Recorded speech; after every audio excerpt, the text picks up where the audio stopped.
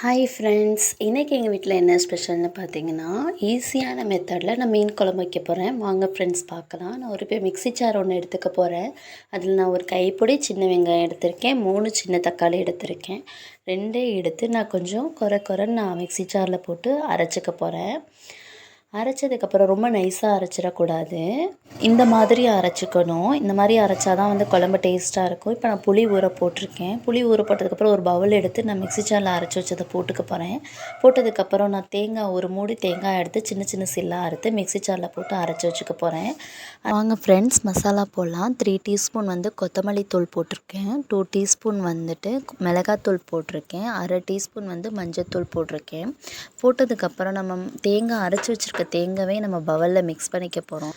Mix பண்ணதுக்கப்புறம் நம்ம வந்து ஊற போட்டு வச்சுருக்க புளியை வந்து நம்ம கரைச்சி வச்சுக்க போகிறோம். கரைச்சி வச்சதுக்கப்புறம் பவுலில் உப்பு போட்டு கருவேப்பிலை கொஞ்சம், கொத்தமல்லி தழை கொஞ்சம் போட்டு நம்ம புளியையும் கரைச்சி வச்சுருக்க புளியையும் அதிலே ஊற்றிக்கணும். ஊற்றி நல்லா நம்ம கை விட்டு நல்லா கலக்கி வச்சுக்கணும்.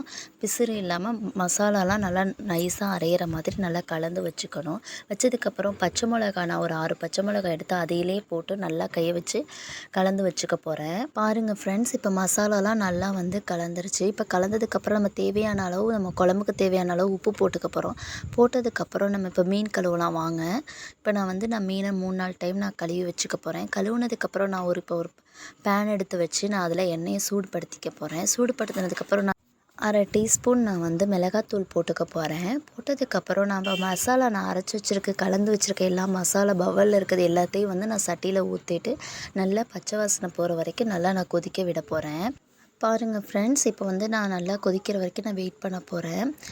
கொதிச்சிருச்சு. கொதிச்சதுக்கப்புறம் நான் மாங்காய் வச்சுருக்கேன். ஸோ மாங்காவை நான் ஒரு 2 பீஸ் நான் எடுத்து நான் போட்டுக்க போகிறேன் குழம்புல.